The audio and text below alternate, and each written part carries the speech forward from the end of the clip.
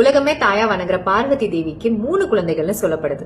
பார்வதி தேவி சந்தனமும் நீரையும் கரைச்சி ஒரு உருவம் சிதைச்சி அவங்களோட மூச்சு காத்தையே உயிரா கொடுத்தப்போ வந்தவர் தான் பிள்ளையார்.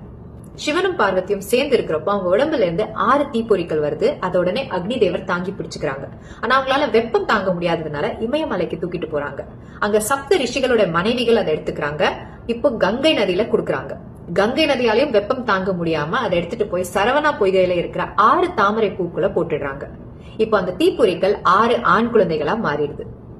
இப்போ கார்த்திகா பெண்கள் அந்த 6 ஆண் குழந்தைகளுக்கு தாய்ப்பால் கொடுத்து ரொம்ப ஆசையா வளர்க்குறாங்க. கொஞ்ச நாள் கழிச்சு பார்வதி தேவி அந்த 6 குழந்தைகளை அன்பா அணைக்கிறப்போ அது ஒரு உருவமா மாறி வந்தவர் தான் முருகர்.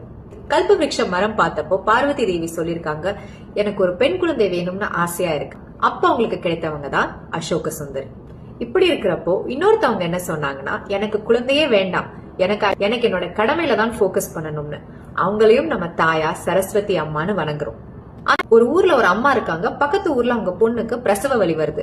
பயங்கர வெள்ளத்தினால அவங்களால உடனே போக முடியல. சிவனே என்னை காப்பாத்துன்னு வேண்டுறாங்க.